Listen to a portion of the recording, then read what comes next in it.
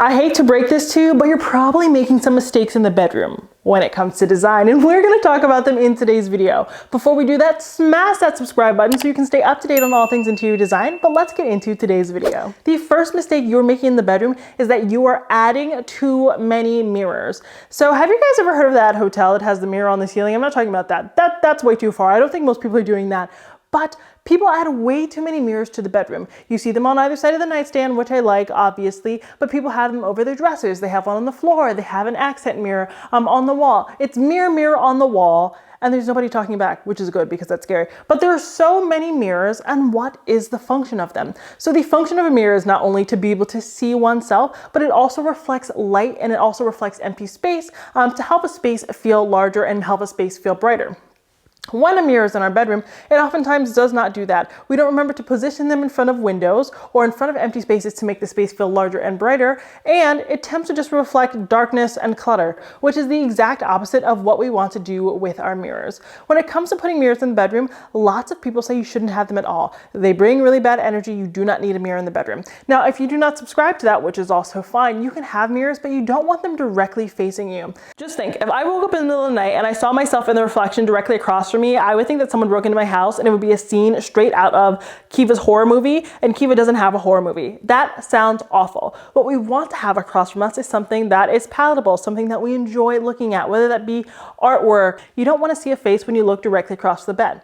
Now, the reason why people tend to have so many mirrors in the room is dressers come with built-in mirrors. That was a huge trend in the 80s, 90s, early 2000s, and we still see it today. But did you know that you can actually take those mirrors off? They make it really complicated and make it seem like you can't remove them, but you can. This will help cut down on the number of mirrors you have in your room, and then you can just use those mirrors elsewhere. Some of them are really great, super high quality. If they're ornate, you can add some gilding to them to make them look like floor mirrors or wall mirrors and mount them elsewhere. You don't have to waste the thing that you already own. You can just use it in a new space or in a separate space in the exact same room. If you're going to use a mirror in the bedroom, you want to put it opposite a window so that it can reflect that light, or you want to put it into a corner that feels kind of bare and a corner that you will go to get dressed so that the mirror can serve its function. Don't place a mirror somewhere if you're never actually going to go look at yourself in it, or if it's not directly across from a window where it can help illuminate the space a lot better. Try to keep them only in those areas and then on either side of your nightstand if that's something that you want to do. I think they can look very nice in that instance, but you don't need a mirror in the bedroom, especially if you have a long mirror in your bathroom or in your closet. This is probably the worst analogy you're ever going to hear, but not dressing the bottom of your bed is like not putting pants on. It is offensive to the community. So a design mistake I see people make all the time is they forget to add decor or something to the base of the bed. They'll add 50 million pillows at the top of the bed and they'll primp them and they'll look pristine, and in the end of the bed it's just sad and lonely and your feet are cold. You want to dress the entire bed so that the entire thing tells a story. I have an entire YouTube video on this. I'll put a card right here so you can click it, check it out, learn how to make your bed look super luxurious. But dressing the bottom of your bed is so important. You want to continue to design now because we often forget about this area, and there's only so much decor you can put, in a bedroom, right? You have your bed, you have your nightstand, you have your dresser. You're not going to put in unnecessary furniture. So the way that we add decor is via the bed. Add a quilt, add a throw, add both. Let's live on the edge. That is going to really improve your design and bolster it. If you're ever feeling like your rug has a color in it that doesn't really tie in with your bed or everything else, or your art, you want to introduce a piece of art with like a very vibrant color or a different color that doesn't appear elsewhere, the way to tie that in is by adding it to your bed. This is such a simple thing that you can do with blankets you already own that will really, really elevate your design. Just think about it. When you stay in luxury hotels, they always have the throw at the end of the bed, even though 50 million people have touched it and we have no idea what is in it. And I hate that for me. I hate that for me. But it looks really nice. The reason why they do that, the reason why they go through the trouble to, fold that thing perfectly twice a day, every day in 50 million hotel rooms is because it looks nice and it continues to dress the bed. You don't want to forget about the area. They also do that so you have somewhere to put your suitcase, but I digress. You get my point. So start dressing the base of your bed too. Now, if you love learning about interior design and you're fixing all of these design mistakes and you want to get a room finished, you need to take my brand new course, Design It in a Day. Design It in a Day is a course where I teach you how to design a room from start to finish. I'm talking planning, decorating, and everything in just one day. I believe that we make interior design way too complicated. Not everyone wants to have a multi-million-dollar space that is, fit for the gods. That's not something we all want. We want a realistic, practical design that didn't break the bank, that makes us feel comfortable in our own home. So I'm going to teach you how to do that in my new course. There are 5 modules, and I teach you how to do the planning, how to measure a room, how to figure out where to shop, how to come up with a realistic budget for you and your partner. I teach you all of those basics that are crucial to whether or not you're going to design on your own or whether you're going to design with an interior designer. But I'm actually going to put a special coupon code just for my YouTube friends in the description box. So you can enroll at any time and you'll save a little bit of money because you're friends with me here on YouTube. If you have any questions about the course, don't be afraid to leave them down in the comment section, but I built out a whole landing page to tell you all about it. If you are an interior design enthusiast, if you are an avid DIYer, if you're someone who knows nothing about interior design and want a beautiful space, this is the course for you, and I'm confident in that. Thank you so much for honestly motivating me to create this course, because I know there are tons of people who don't want to hire a designer but need a little bit of guidance, and that's why I created this just for you. Now, someone left me a comment last week and they said, you have a PhD in rugs, and I said, honey, if that were a thing, I would get one, because the next design mistake you are making is that you have the rug orientation wrong in your bedroom. If your rug is oriented in the exact same direction as your bed, you are doing yourself a disservice. First of all, I'm sure your feet are cold because the rug probably does not extend very far on either side of the bed. What's the point in having the rug if most of the rug is underneath the bed, unless you sleep underneath your bed? Your dog might be happy, but you're really not getting anything, and that thing was expensive. What you actually want to do is have your rug be perpendicular to your bed. This makes such a difference because not only does it give you more access to the rug so that you can have warm, toasty feet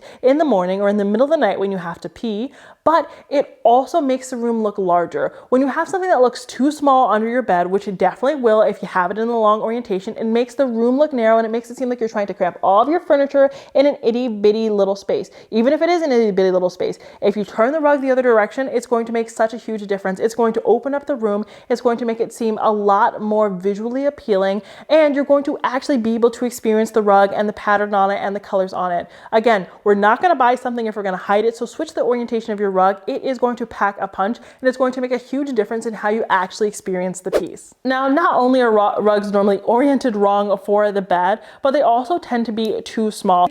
But your rug should extend at least 8 or 12 inches on either side. So again, if you have the orientation wrong, you're probably finding that the rug is not extending, over towards the nightstands. But in an ideal world, we want the entire nightstand to be able to sit on top of that rug when we're talking about from left to right.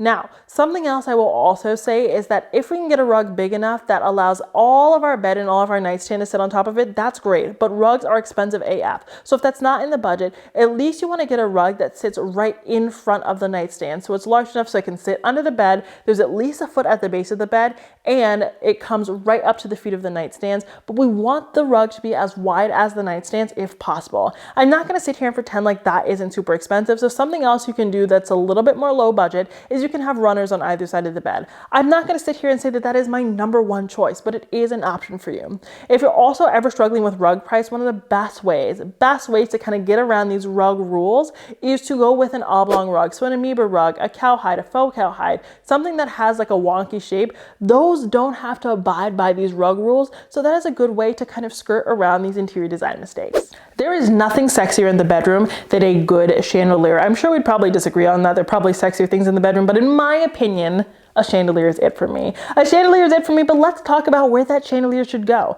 Have you ever walked into a room and you're like dodging, right? You're like swag surfing to try and miss the chandelier so that you don't hit your head on it. Your chandelier should be placed so that it is 7 feet from the floor. The bottom of it should be 7 feet from the floor. So unless you have an NBA player in your home, no one is going to hit their head on that chandelier. So that means if you like this 5-tier chandelier, but that chandelier hangs down to 5 feet, you need to take that baby back to the store because you are going to concuss yourself, and that is not a good luck. You want to make sure your chandelier is 7 feet from the floor at the very least. Sometimes it can be higher, but don't go much higher than that because we still want to be able to see it. If you have 10-foot ceilings and your chandelier only extends to 9 feet 5 inches, I'm going to be like, where is it? you've wasted your money, you can't even see it. So you want to keep proportion in mind when you were thinking about your chandelier size. And a really easy hack for figuring out chandelier size for our room is you want to take the length and width of that room in feet. You want to take it in feet. You want to add those numbers together, and those numbers together in inches. So we're not converting them. We're just putting inches there instead of feet. That number is the desired like diameter, if you're going with a round chandelier, that you want to have. That is the solution. That is the greatest way to go about it if you can't figure out size. It becomes different if you're doing like a linear or a square chandelier, but I don't think I've really ever seen a square chandelier. And a linear chandelier is something you really truly want to reserve for a dining table, so it doesn't matter because we're talking about bedrooms here. The next mistake I see with chandeliers in the bedroom is people don't know where to place them. So when it comes to placing a chandelier in the bedroom, you can either center it in that room, or you could center it over top of the bed. Now, please do not center your chandelier over your bed if you move your bed all the time. So me, someone who's indecisive and who likes to mess around, I move my bed around all the time. I move my bed around like it's my job, because it is my job. So I didn't center the chandelier over the bed because the chandelier would be all towards the left side of the room, and the bed sometimes is in the middle of the room, and then it's like, what's going on? This looks stupid, right? So if you move your furniture about a lot, center it in the center of the room, but otherwise it can actually sit over your bed. And when your chandelier sits over your bed, it can actually be a little bit lower. You want it to illuminate the bed, right? So it can sit a little bit lower than it would if someone was walking underneath it. If someone's walking underneath it, you have to be like, up, I don't want them to hit their head. But in the bedroom, if you sit up and you hit your head and your chandelier is that low, I mean, you can't even blame me for that. How did we even get there?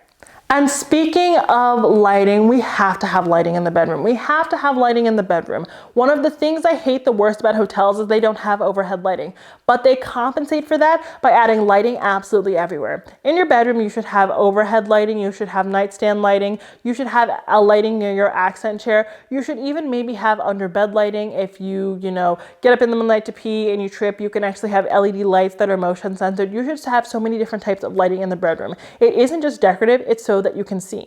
Of course, in the bedroom, you're going to actually have warmer light than you have in other places because it's not a task-heavy room. And when you have tasks, you have more cool light, which is why, the kitchen is so sterile and it's so white, whereas the bedroom is a little bit more cozy. But if you like to read in the bedroom, that really warm light isn't going to do anything for you. It's like reading by candlelight, They didn't love that, so they invented electricity. That's all I have to say about that. So you might want to have a little bit of brighter light or a little bit of a cooler light. So you have to have a table lamp that will do that, or a sconce above your bed that will do that, or a swing out sconce that is like a task sconce that will help you do that. You want to have different types of lighting. You also don't want to forget that if you have an accent chair in the corner, your nightstand lamp is not going to illuminate that. You need to have a lamp that coordinates with that as well. You want to layer lighting. One of my favorite ways to layer lighting in the bedroom is just to have a bunch of like battery operated lights, or like picture sconces rather. I have picture lights in my bedroom because they give me different types of light and they illuminate different parts of the room. There was a time where I tried to just fix my overhead lighting and turn that into the sun, but I couldn't actually fit the sun on planet Earth, believe it or not. So instead, I had to add many different other types of lighting, and honestly, it's a lot more visually appealing because if your light is so bright they haven't put on sunglasses to look at it, those really aren't the vibe, so you actually want to do this instead. You guys call me a family photo hater, and I really am not. My family's just particularly not photogenic, myself included. You should ask my grandmother. We just have pictures of dogs in our house because we just can't take a good picture. We're like, so I'm not anti-family photo. I have a problem with them personally, but I do love family photos in the home. I think the perfect place to have a family photo is in the entryway when you first walk in a mudroom potentially, and in a dining room or sitting room. I think there are many wonderful places to have family photos, but the bedroom is not that place. The bedroom is an intimate place. It is where you rest. It is where you spend time with your partner. Why on earth would you like to look at a picture of your mom? It just really isn't the time. It's just negative energy that we don't want. If you want to have family photos, again, reserve them for hallways, dining rooms, mud rooms, sitting rooms, even living rooms. But the bedroom is not the place for that. Let's just skip at it altogether when it comes to that. Your bedroom will be a lot more serene if you don't have people staring at you. The last bedroom design mistake is something I made in my very first YouTube video, and it was my first ever hate comment, but turns out I deserved it. your art is not nested with your bed. So I talked about this a little bit in the living room design mistakes video, and if you have not seen that video yet, click here to check it out because it is jam-packed full of useful information that you can use to make your house look banging. But your art, if it is above a piece of furniture, should be between 2 and 4 inches of that piece of furniture. They should be close to one another so that they tell a story together. If they're not close to one another, you're like, oh, here's a piece of art and there's a bed. Instead, you want to be like, there is a piece of art that complements the bed, you know? It's just better. It sounds better. It looks better. We love that for us. So we want it to be nested. So we want that piece of art to be within 2 to 5 inches of your bed. And 5 inches is really pushing it. That's just me being generous. I'd like 2 to 4 inches. That would make me a lot happier. You just want them to work together because any higher, you're like, did you mean to put that there? Or is this a temporary thing? Is this a temporary piece of art? You just want them to tell a story together. And I just said, I've fallen victim to this. This is the first ever design mistake I've ever made. And that lady was right. That lady was right. So if you're watching this, shout out to you for correcting me. I love that. And see, it also goes to show we all make design mistakes and we can all improve upon them. I'll even include a picture here so you can see how bad it looked. We want to nest the art so that it works together. Same thing goes with any piece of art that you have in your bedroom, or even a mirror if it's above a piece of furniture. You want it to nest so that they work together. You don't want them to come across as two distinct little things. But that is it for today's design mistakes video. Those are some bedroom design mistakes that you don't even know that you're making, but now you know how to fix them. And if you want to stop making design mistakes altogether and design a room in one day, again, I urge you to check out my course, Design It in a Day, and use the coupon code YouTube down in the comments so that you can save some money, because I love my YouTube community. You guys have supported me from day one, and I want to give back in the way that I can. I hope to see you guys over on the course, and don't forget to subscribe before you leave. But until next time, have a beautiful day.